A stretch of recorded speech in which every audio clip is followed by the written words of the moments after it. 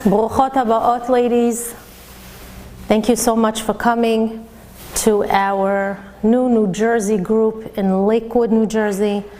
I believe this is our second shiur lecture rendezvous. And Bezat Hashem, it's going to continue to grow and to prosper. It's just the beginning stages, and we did start in the summer. The next shiur that we will have, which is going to be in your house, I think it is? September 18, which is actually going to be a big event right before the Chagim. There's going to be tefillot that we're going to give out, and it's going to be tefillot with singing. There's going to be music. Imagine davening the slichot with music. That we never did. So Baruch Hashem is going to be that, and shiur. It's going to be a really nice event. I would urge everybody to come. Riti Davis is hosting it in her home, and then maybe by then I might redo the schedule, and we might start meeting on Tuesdays instead of on Wednesdays. And I do want to wish the viewers that are going to be logging on to Torah anytime, and also to ohalsara.com. Thank you so much for logging on every single week so religiously and so devotedly, and Be'ezrat Hashem, you should see tremendous yeshuot. And those who come here and devote their time to Torah learning, to divrei chizuk, tochacha, Kadosh Baruch Hu should bring upon you, shower you with tremendous, first of all, health. That's the most important thing.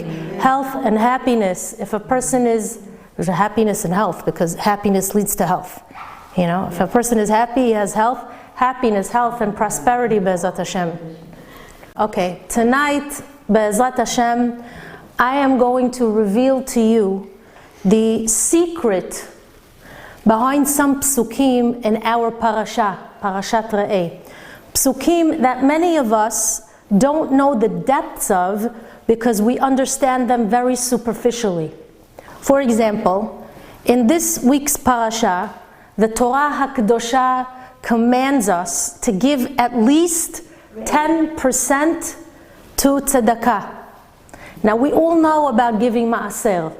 Chachamim tell us that if we give ma'aser, it's a good sgula for wealth. The Rabbanim actually learned that from two words in this parasha.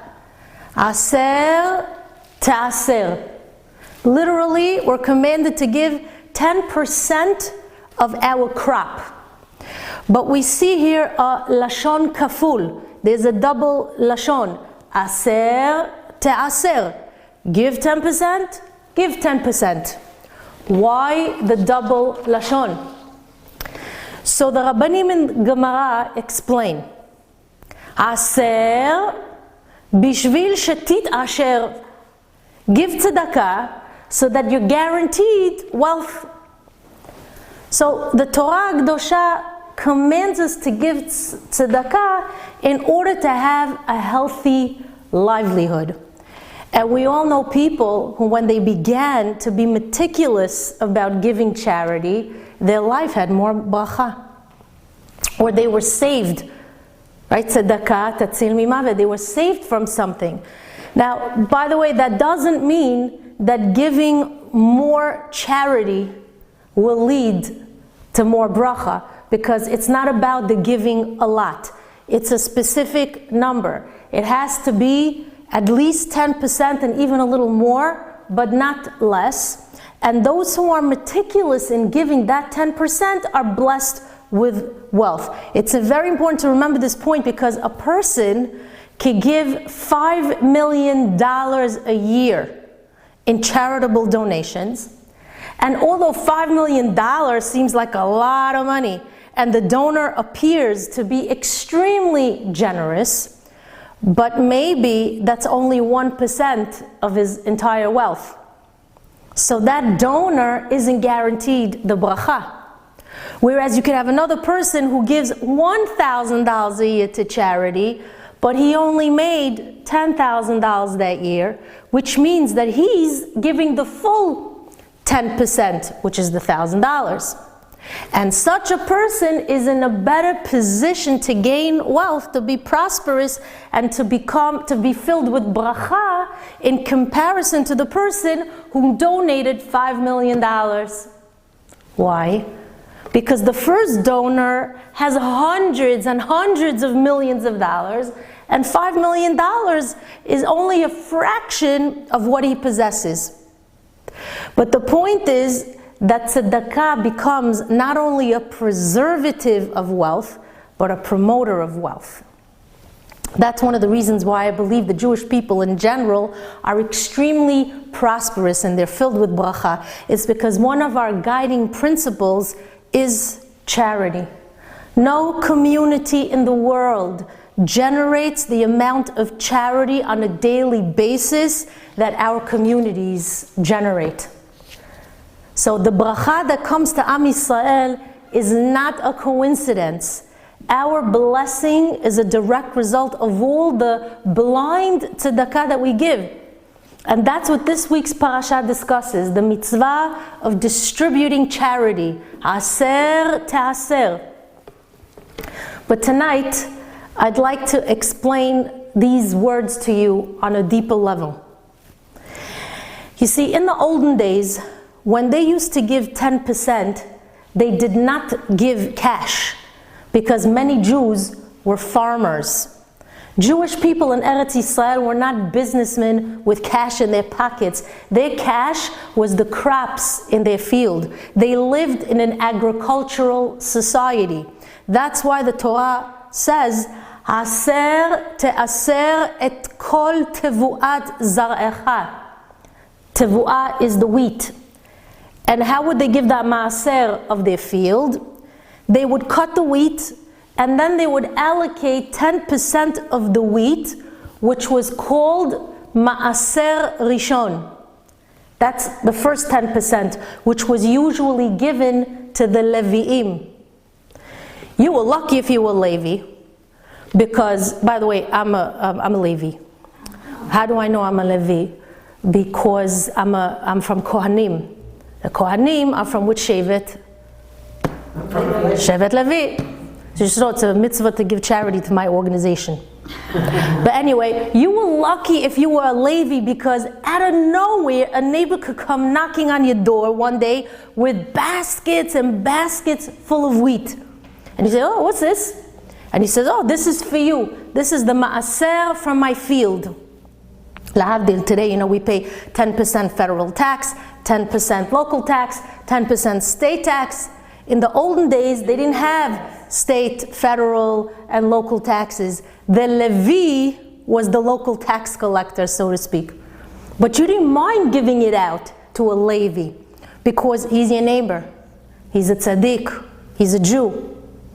And the halakha says, by the way, that you had to give it to him in his hands. Because if you didn't give it to him straight away in his hands, it's considered an avon. So 10% went to the Levi. What about the Cohen? He also received a portion. His tzedakah is called teruma. How much did the Cohen receive? According to the Torah, the farmer was only obligated to give the Cohen one piece of wheat. Misken, what's he going to do with one piece of wheat? But the Rabbanim come along and they tell that farmer, don't be a kamtzan. What's a kamtzan? A cheapskate. Don't be cheap. Don't be a stingy person. Be generous with the Kohen. Just because you're only mandated to give one piece of wheat, give more. Give more. So the Rabbanim, they give us three options in this area of generosity. What are they? They say like this.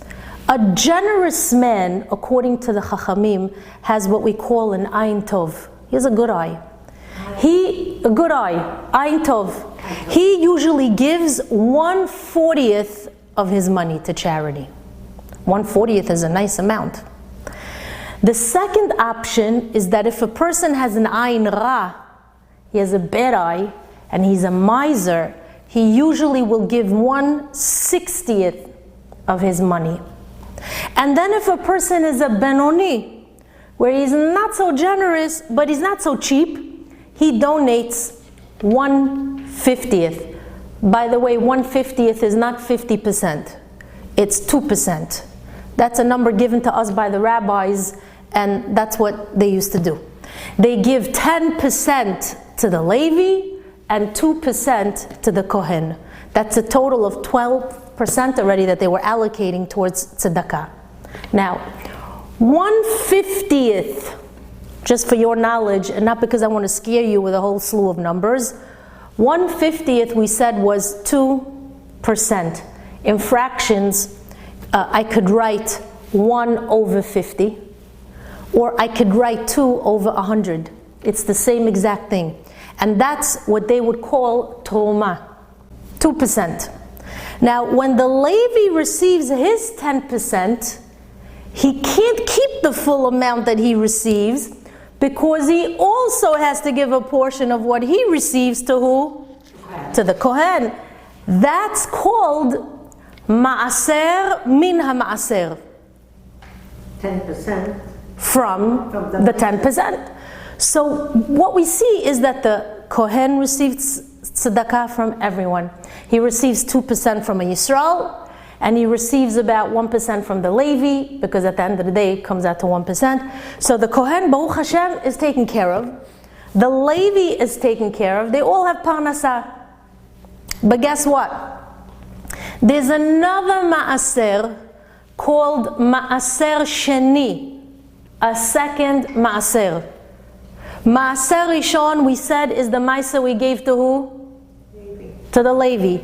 What's Ma'aser Sheni? It's the second 10%, the second tithing. What do you do with that second Ma'aser? The Torah Kedosha tells us, you take 10% of your fruit, your crops, your wheat, whatever it is, you put it in a satchel, you put the satchel on your carriage, and then you take it, you travel to Yerushalayim. Now, if the amount that you have to bring is too much, it's too heavy, you are allowed to exchange it for money. But you still have to bring that money to Yerushalayim. And then, when you arrive to Yerushalayim with the money, you take that money and you go to the grocery store, and the grocer tells you, oh, what are you doing here? Oh, you need ma'aser, and they already know, and they give you the right amount of ma'aser that's needed in order to do what? In order to make a seudah and eat. Now, what happens? You got all that food. It's a lot of food. What do? Chachamim say you have to invite everybody. You invite the rabbis, the tzaddikim, you invite family members who are living there, poor people, friends, whoever's living there, and you make a seudah. And the good news is that you also get a chance to benefit from this ma'aser sheni. It's a ma'aser that goes to you, because you eat from it, but it must be used in Yerushalayim, and it has to be utilized on some kind of food. Okay? I'm going to give you an example so you understand. Let's say you have 10 truckloads of wheat that you have to transport to Yerushalayim. How are you going to be able to transport so much? The Rabbanim give you the heter to bring money instead. And they help you. They help you make the calculation that 10 trucks is worth about $2,000, let's say. Next, what do? You have to take the $2,000 cash with you, and then you travel to Yerushalayim. When you arrive in Yerushalayim, like I told you, you go to the fruit store, you tell the grocer that you have money that needs to be redeemed for ma'aser. So far, so good?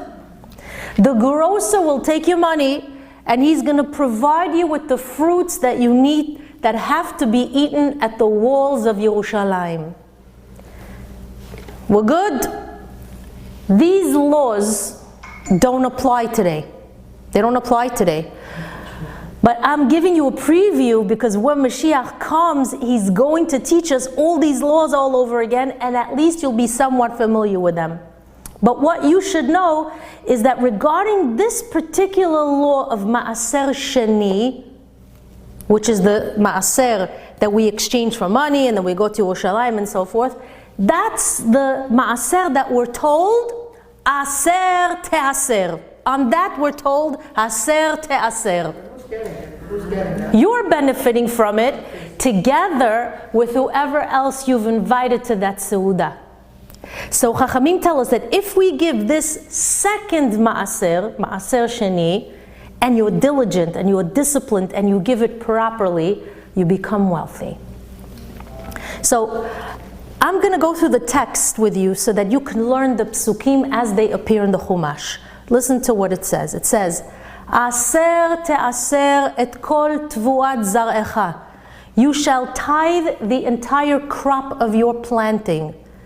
Hayotze hasadeh shana shana. That comes forth from your field year after year. Ve'achalta lifnei Hashem Elokecha. And you shall eat it before God. What's before God? B'makom asher nivchar. In the chosen place. Which chosen place? Yerushalayim. You cannot eat the Ma'aser Sheni outside of Yerushalayim. If you eat the fruits outside of Yerushalayim, it's considered an avon. And what's the end of the psukim? Why do you have to do all of this? Lema'an tilmad leyir'a et Hashem Elokecha kol hayamim. You have to go through this entire process of Ma'aser Sheni in order to learn to fear your God all of your days. But the point of all of this is that these words here are the key of what I really wanted to discuss. Where Hashem tells us, give me your Ma'aser so that you should develop fear of God. On this Ma'aser Sheni. That's the goal of life that we should acquire. It's called Yirat Hashem, fear of God. The way we measure a person is by asking, is he a Yareh Hashem or not? Does he have fear of God? Does he have a Yirat Shamayim? A person can dress in a very religious way, but if he has no Yirat Shamayim, it doesn't really mean anything. A person has to know that he's being watched from Shamayim, because you could be, for example, a shochet, with a long beard down to your belly, a tall hat up to the ceiling, long peot, and he's a guy shuckling back and forth like a lulav during a Shemona Esrei. But if you don't have Yirat Shamayim and nobody's supervising you, you could slaughter the meat in a treif way and then proceed to put that meat in the kosher section of the grocery store. Chalila v'chas. So to dress in a religious fashion is not enough. The outside is just a garment, a costume. Judaism isn't judged only based on the outside. You can never look at a person from the outside and assume he's very religious. Now, I'm not saying that the way we dress is not important. Of course it is. But at the end of the day, it's supposed to indicate something that lies underneath, which is Yirat Hashem. To the extent that when nobody's watching, what kind of decisions are you making? That's where a person is ultimately tested, in the privacy of his own home or space, where no one is there to supervise or reprimand him. When you're in private, do you still possess Yirat Hashem? Fearing God in public, that's very easy. You could look like a big tzadikah in shul, when you're davening with such kavanah, everybody assumes you're a very righteous person. But then when you come home and nobody's monitoring you, how do you behave? Do you still daven with the same kavanah in your house like you did in the Bet Knesset? So Yirat Hashem isn't only measured by the things that you do or don't do in public when people are watching you, but it's also based on what happens in the privacy of your own space. Yirat Shamayim is something that we work on our entire lives. So do you know what the Torah Kedosha says? The Torah says we're going to give you a way in which you could attain Yirat Shamayim. Give your Ma'aser. If you give your 10%, you'll acquire Yirat Shamayim. And I ask you, what's the connection over here? Just by taking 10% of my wheat and then going to Yerushalayim and eating it, I'm going to acquire Yirat Shamayim? There has to be something I'm missing here. What's going on here? So here's the secret that I found in two different sources. Two Rabbanim wrote the same Chidush. One Rav is called the Sefer HaChinuch.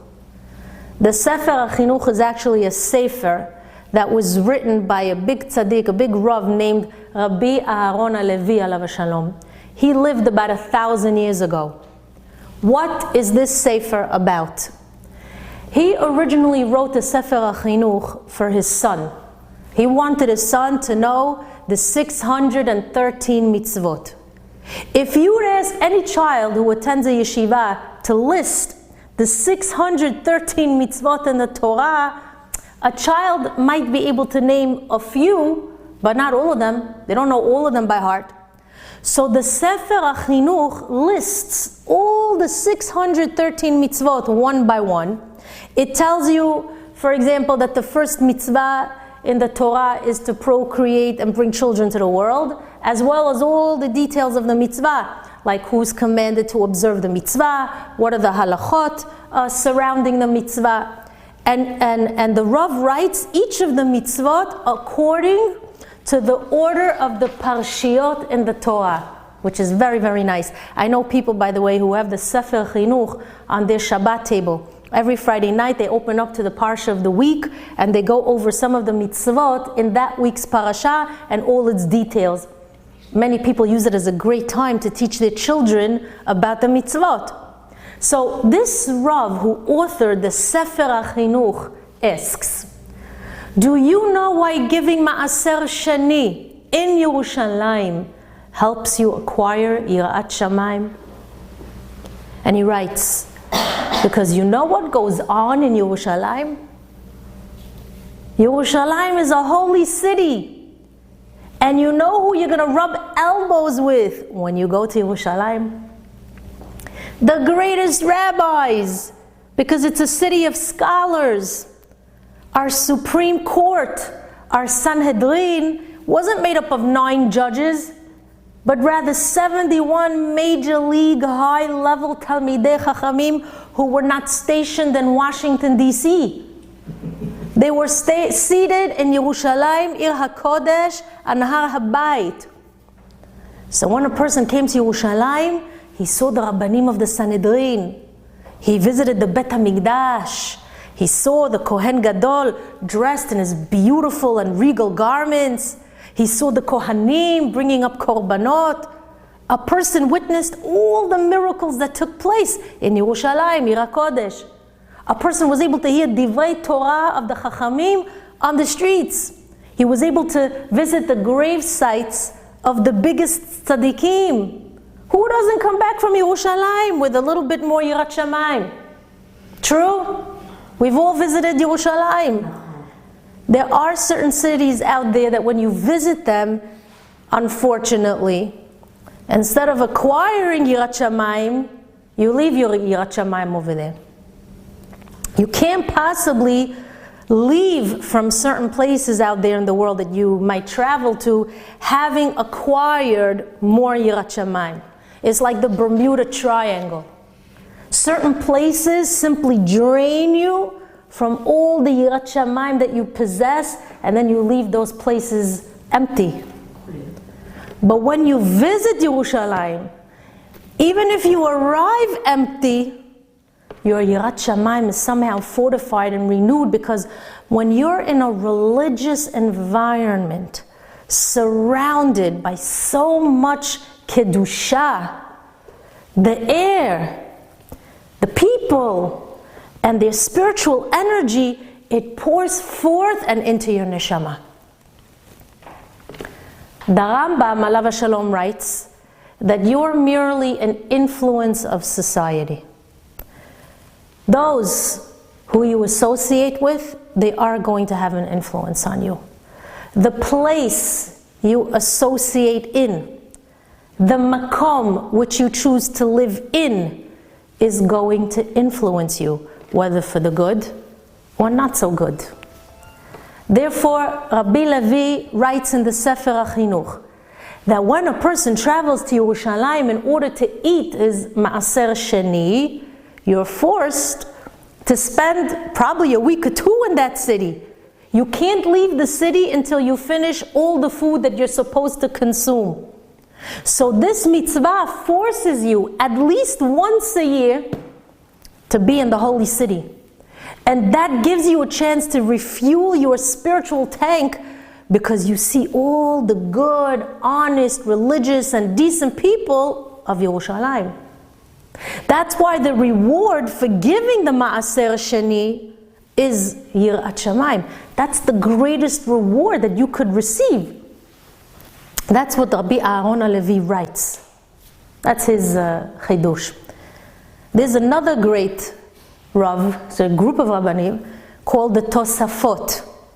Who are the Tosafot? Rashi HaKadosh Alav HaShalom had grandchildren who were big tzaddikim. His grandchildren were the Tosafot. How amazing is that? You open up a page of Gemara. On the right side, you find the commentary of the grandfather. And on the left side, you see the commentary of the grandchildren. Is that beautiful? That is gorgeous. That's just beautiful. So let's see what the Gemara in Baba Batra teaches us. What the Tosafot says. The Gemara discusses a fellow who they say should be Zachor Latov. He should be remembered for the good. Who is he? It's called Yehoshua ben Gamla. Anyone ever heard of this guy? Yehoshua ben Gamla? The Gemara informs us that if it wasn't for this man, Yehoshua ben Gamla, Nishtakach Torah me Yisrael, there would be no more Torah learned amid Am Yisrael. We would have forgotten about Torah a long time ago if it wasn't for this guy. Wow. The Gemara is telling us that this man is responsible for preserving and saving the Torah from being forgotten. That's big. What did he do? What did he do? Yehoshua ben Gamla was the first one to open up a day school for the children to study Torah. In the olden days, there were no real schools for children. Most children were homeschooled. And it was the fathers who taught Torah to their sons. But what would happen if the father was occupied with work? That created a situation where the child would roam around the streets with nothing to do and no real guidance. What if the father himself was an Am Ha'aretz and couldn't teach the child? What about the poor orphans who didn't have parents to teach them? They would start to get into all sorts of trouble. So Yehoshua ben Gamla decided to create what we call an education system. He realized that we should have an institution where we hire teachers to teach the children Torah. And it would be mandatory for every child to attend the school in order to study Torah. And where did he decide to open up the first yeshiva? The Gemara tells us that he opened up the school where, do you think? In Yerushalayim. Why did he pick Yerushalayim? He says, I picked Yerushalayim because the pasuk in Sefer Yeshaya says, Ki mitzion tetze Torah, udevar Hashem miYerushalayim. For out of Tzion shall the Torah come forth, and the word of God from Jerusalem. So the Tosafot comments on this and says, why all this? Why did he choose Yerushalayim? Lefi shehaya ro'eh kedusha gedola. The student who would study in Yerushalayim would see tremendous kedusha. Kohanim oskim ba'avodah. The child would see the Kohanim busy with their daily service in the temple, and what would that do to him? Haya mechaven libo yoter liyirat shamayim velilmod Torah. It will cause the child to steer his heart to have more Yirat Shamayim and to want to learn Torah. And then he writes, just as it says in the Pasuk, Gadol Ma'aser Sheni. The giving of the Ma'aser Sheni is a great mitzvah. Why? Shemevi lidei Talmud. Because it brings a person closer to the study of religion. Why, says the Tosafot? Because since that person who brought the Ma'aser Sheni had to remain in Yerushalayim until he finished his portion of the Ma'aser Sheni, והיה רואה שכולם עוסקים במלאכת שמיים. The person saw that everyone around him in Yerushalayim is busy with the Avodat Hashem. היה גם הוא מכוון יראת שמיים ועוסק בתורה. And as a result, he too would feel inspired in his heart to fear God and to value the study of Torah. When Chachamim tell us, Aser, bishvil shetit asher, give me your meiser so that you should be wealthy, they didn't mean wealthy as in excess of money.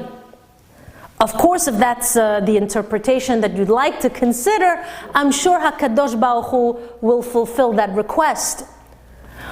But the real interpretation, according to these two Rabbanim, is something that's more valuable than money. Because money is cheap. Money comes and goes. It's temporary.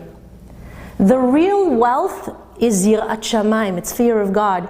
Yirat Shamayim has the ability to remain forever. What does it say? Yirat Hashem omedet la'ad. After 120 years, a person doesn't take his money with him, but the Yirat Shamayim that he attained benefits him forever. Money doesn't last forever, but the Yirat Shamayim remains with you until the end of time. So how do we acquire Yirat Shamayim? And more than that, if you have Yirat Shamayim, how do you maintain it? After all, it's such a precious commodity. So the Torah Kedosha tells us, Aser te'aser, give your ma'aser so you should become wealthy, so that you should acquire true wealth. Lema'an tilmad yirat Hashem. See, most people don't realize that this mitzvah doesn't only apply to money. That's not the real interpretation, although, like I said, it can come true if you give your ma'aser. But the deeper interpretation, which is what you should want should come true, is Yirat Shamayim. The problem is that we don't have this mitzvah in this day and age of Ma'aser Sheni. It doesn't apply today. However, the Chachamim tell us the concept and the principle still applies. What's the concept? What's the principle? What's the lesson to be learned here? What is the Torah trying to teach us through this mitzvah? Basically, what we're being told is that being in a positive environment helps you to gain Yirat Shamayim. If we're going to put ourselves in the proper society, in a proper atmosphere that is conducive to our spiritual growth, that's what will help us increase our Yirat Shamayim. That's what will help us maintain our Yirat Shamayim. So although the technical law of taking your ma'aser and bringing it to the Kohanim and the Levi'im doesn't apply today, the concept still does. Which means that we have to strive to live in a Torah-oriented community. I'm going to give you an example of the importance of a place. There was a big rabbi, a Rav called Rabbi Yossi ben Kisma, alav shalom. One day, he was walking down the road, and a fellow bumped into him, greeted him, and he said, Rabbi, I see that you come from a big city of Talmidei Chachamim. Would you be willing to move to our town? We need a rabbi. And if you move to our town, we'll pay you 1,000 dinrei zahav. We're going to pay you an exorbitant amount of gold. They offered him precious gems and pearls. Sounds like a great offer. No? Rabbi Yossi was offered a very attractive contract with all sorts of money just to move out of his town. And Rabbi Yossi replied to this man in the clearest way, and he said, "Afilu im titen li kol kesef sheba'olam." Even if you will offer me all the money in the world, Eini dar ela b'makom Torah. I will only live in a place that is filled with Torah.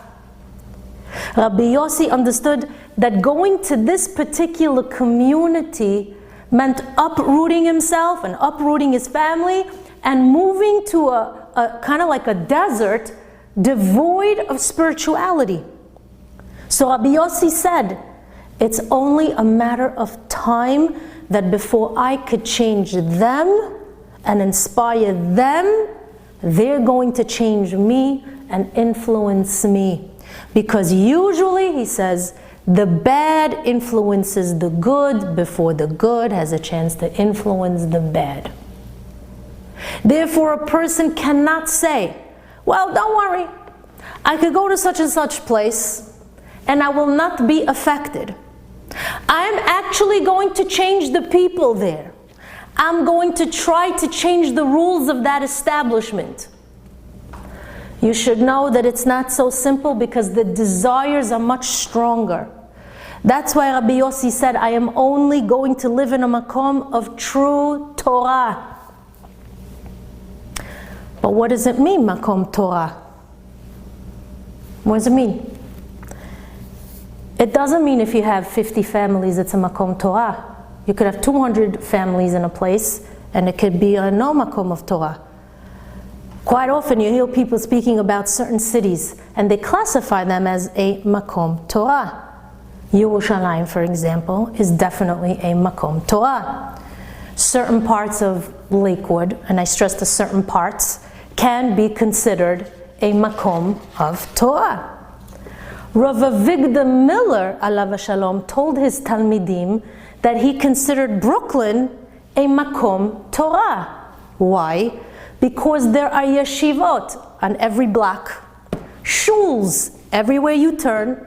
There are little children running to the cheder, and you could see religious women taking their children to the bus stop. He gave a list. He said, oh, you could see this, you could see this, you could see that. You walk out of your house, you see this. That's a makom Torah. But I want to know, what does it mean when the rabbis in the Gemara refer to a place as a makom Torah? You know what a makom Torah is? Chachamim tell us. If I take a fish and I put it in water, it will automatically start swimming. It doesn't have to be prompted to swim in the water. You don't have to tell the little fishy, okay, little fishy, swim. The automatic reaction of a fish in water is that it swims because that's the makom of the dag, says the Gemara. That's his place, that's his natural habitat, that's where he belongs. If you take a wheat kernel and you put it in the ground, it's going to grow. You don't have to instruct the wheat kernel to start growing. When you put it in the ground, that's its natural habitat. So it will automatically begin to produce. Make sense? So do you know what a makom Torah is? It's when you put a child in a mashad, or you take a family and you put them in a place where their immediate surroundings, I'm not talking that you have to travel 5 minutes or 10 minutes or 15 minutes to see a Bet Midrash. The immediate surroundings are that of Torah. And if your immediate surroundings is that of Torah, you'll automatically be drawn to spirituality. The place itself is going to bring you to a higher level of spiritual awareness. When Torah is all around you, and not that you have to go looking for it. When the streets, you walk out of your house and the streets are filled with shuls, with yeshivot, with religious neighbors. When you walk out of your house and you feel Judaism in the air and all the nuances of Kedusha and the energy of a Torah thriving community, then it becomes almost impossible not to be affected by the spiritual surroundings. So according to Chachamim, that is the true essence of a Makom Torah. The place where you live has to be filled with the vitality of Torah, where the majority of the people who surround you are religious Jews, because that's where your neshama will have the best opportunity to truly grow and produce. Because just like the fish swims naturally in its habitat, which is the water, a Jew will naturally swim in his natural habitat, which is where? In a makom of Torah. That's why Rabbi Yossi told this fellow, I don't want to go to a different place, because I don't know what's going on in that little community of yours that can ultimately affect me. Ein nidar ela b'makom Torah.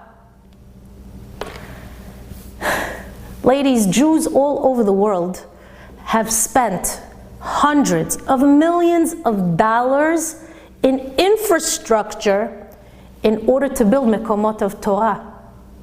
They spent a lot of energy and a lot of money to be living in places where they knew that they'd be able to build shuls without restraints, to build yeshivot, to set up kosher shops, etc., etc.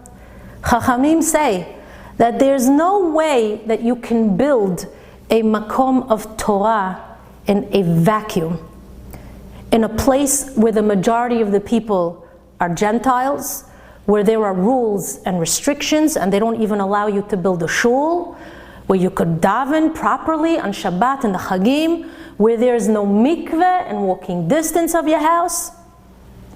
In order to have a true makom of Torah, you need to be in a place where the place itself is promoting Torah and not against Torah. This is why the people who are living in places where a makom Torah has already been established, they're very lucky. I once heard Rabbi Eli Mansour, I'm sure everybody here has heard of Rabbi Eli Mansour, speak very strongly on this matter. He was talking to the Syrian community, and he said very clearly how important it is to keep our families where they belong, which is in a Machane Kadosh. And he was speaking to these people. He had a very strong message, because a lot of the Syrians wanted to move out from Brooklyn.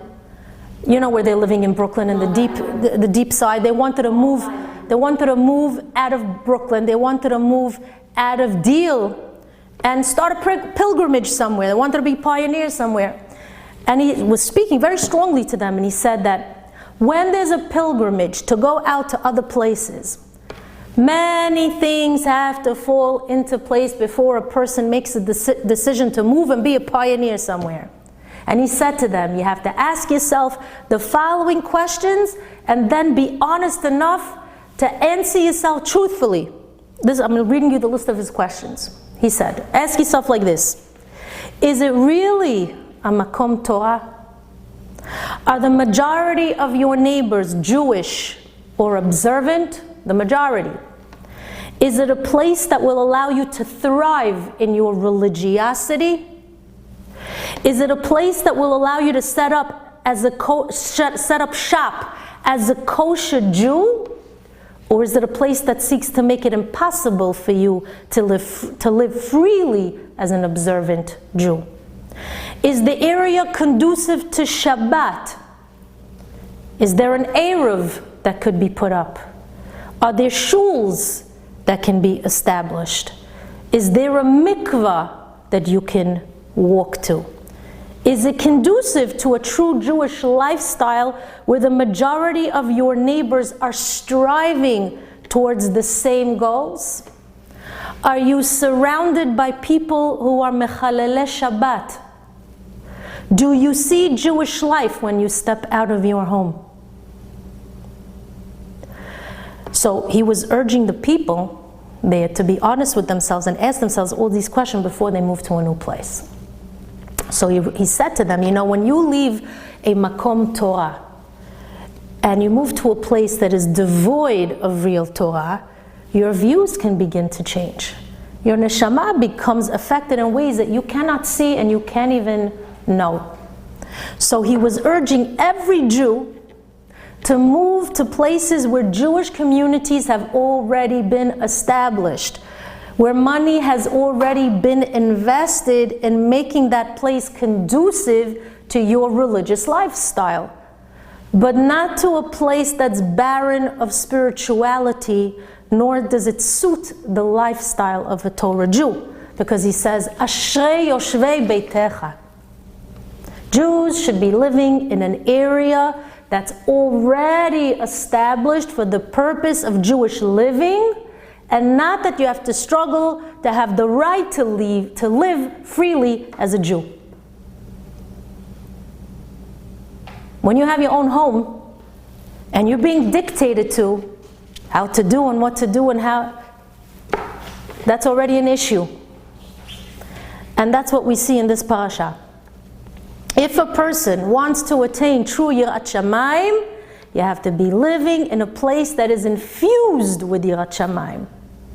But in a place where there's no Bet Midrash established, no mikveh within walking distance, no Eruv, no place where you could actually sit in your backyard or sit in your front porch or whatever it is and see a lot of Jews coming back and forth from the shuls, or hear the sweet voices of Tinokot Shel Bet Rabban on a daily basis, such places are not considered a makom of Torah.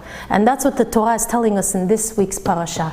In order to acquire Yirat Shamayim, the Torah mandated every Jew to bring their ma'aser to Yerushalayim.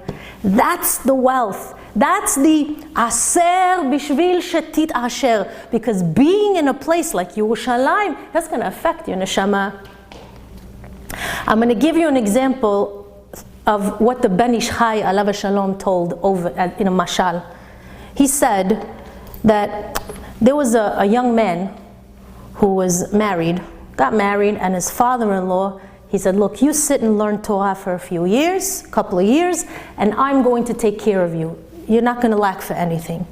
So the young Avrech told his father-in-law, Abba, I'm going to study Torah like you're requesting of me, but I also want to go out to the city and promote Torah.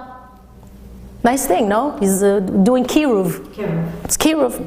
And the father-in-law said, no, not yet. You're still young. When you'll study a lot of Torah, then you could go out and make a change. But right now, I'm worried that you're too young and you're going to be influenced. But the young man didn't believe his father-in-law, and he went out to the city despite the warning. Sure enough, the father-in-law realized that his son-in-law was getting influenced, and he wasn't the same diligent and disciplined young man that he was. He still studied, but the father-in-law realized that his ruchaniyut was getting somewhat diluted. So one day, his father-in-law went up to his son-in-law's study, and he says like this to him. He says, my dear son-in-law, I know you study Torah all day long, so I have a question for you. It just now happened that I had a pot of kosher meat that we were cooking, and a little piece of taref fell into that pot. So I told my wife, your mother-in-law, it's only a little piece of taref, so you don't have to worry. So the son-in-law says, Abba, with all due respect, you can't just make a decision like that without reading what the halakha says about such a case. First of all, we have to look at the pot to determine the outcome of the halakha. So they both go down to the kitchen, and the son-in-law looked at the size of the pot, and he realized that whatever piece of taref fell into the pot was not batel b'shishim. The piece was too big in comparison to the entirety of the pot, so the entire pot and its contents were now rendered what? Taref. Goodbye.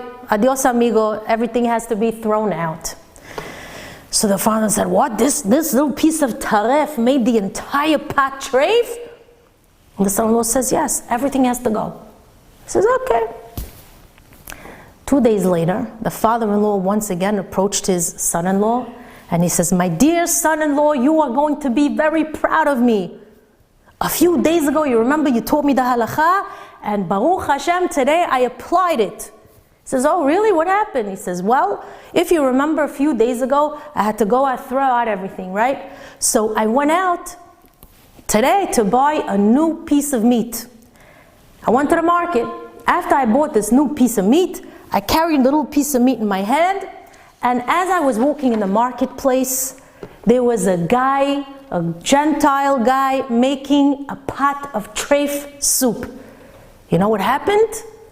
I tripped, and my little piece of kosher meat fell into this goy's pot. So I thought to myself, wait a second. If a little piece of taref makes the entire pot treif, then a little piece of kosher meat makes the entire pot kosher. So I told the goy, I said, sir, I will buy the entire pot from you. Give me the pot. And now, my dear son-in-law, I would like to invite you and my daughter to come have dinner with us from this pot. Of course, the father-in-law was doing this on purpose. You do realize that, right? I think the father-in-law was smarter than the son-in-law. But the son-in-law hears this and he's shocked. He says, dinner? What are you talking about? The entire pot is once again taref. And the father-in-law says, but why? You told me yesterday that a little piece of taref makes the entire pot taref, so I assume that a little piece of kosher meat will make an entire pot kosher. I don't understand. I'm confused. And the son-in-law explained the following. He says, listen, a little piece of taref has the ability to make an entire kosher pot taref. But a piece of kosher meat can never make an entire non-kosher pot kosher. And the father-in-law tells the son-in-law, listen to what your own mouth has spoken. You are like that little piece of kosher meat. You want to go out there to the city and be the pioneer. You want to go out to the streets that are filled with terefot, and you think that that place is going to become kosher. Those people in that place will make you taref. Just like you taught me the other day. A little piece of kosher meat that falls into a pot full of taref cannot turn the entire pot into a kosher and servable meal. Before you go out and you become a pioneer, you better make sure that you're girded with the proper tools and that you have the proper spiritual backing, because you will not be able to do it all by yourself. And if you attempt to do it, you should know that you're putting yourself in a makom of sakana. The Ben Ish Chai, through this parable, is stressing the point that the Torah is making in this week's parasha. He writes that in a sefer.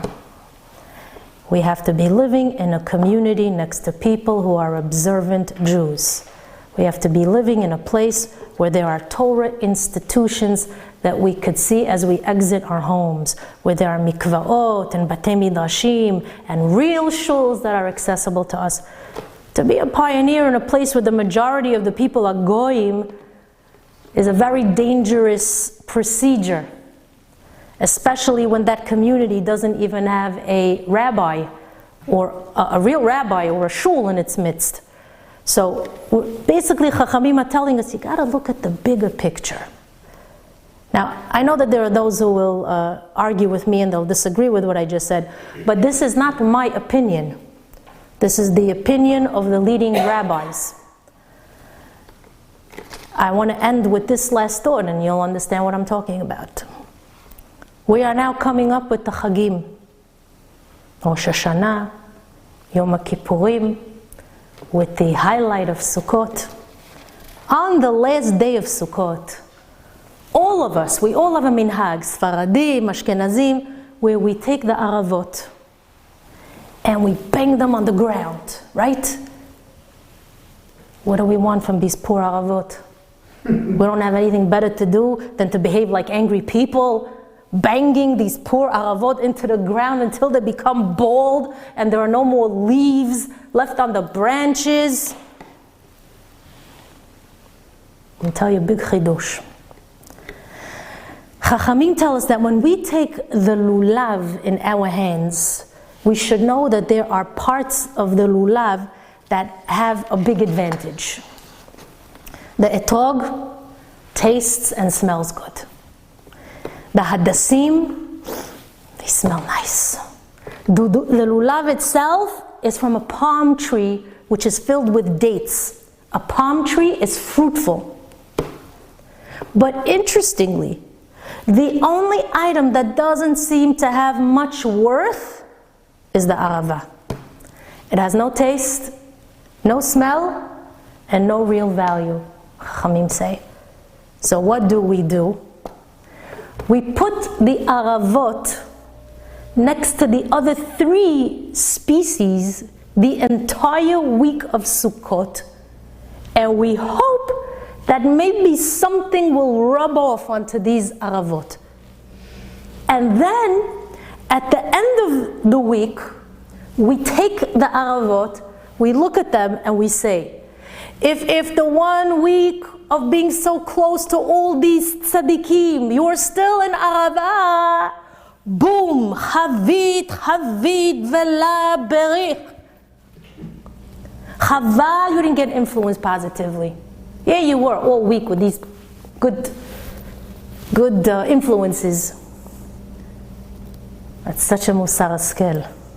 And it's a musar that's written in the Mishnah. It says, harchek mishachen ra. Keep away from neighbors who don't want you good. So the Torah tells us, if you want to become wealthy, give 10% of your ma'aser money. But if you want to have real wealth, then you have to acquire Yirat Shamayim. In order for that to happen, we have to insulate ourselves in the proper community, in a proper environment, with neighbors who are God-fearing Jews. And then Be'ezat Hashem, the pasuk will be fulfilled on us. Haser bishvil shetit asher. The proper religious community will infuse in us more Yirat Shamayim so that we could continue to serve Hashem in the most effective and positive ways. Yehi Ratzon that HaKadosh Baruch Hu should guide each of us towards the proper places so that we could be zoicha to all the berachot from Shamayim. Amen. Ken. Yehi Ratzon.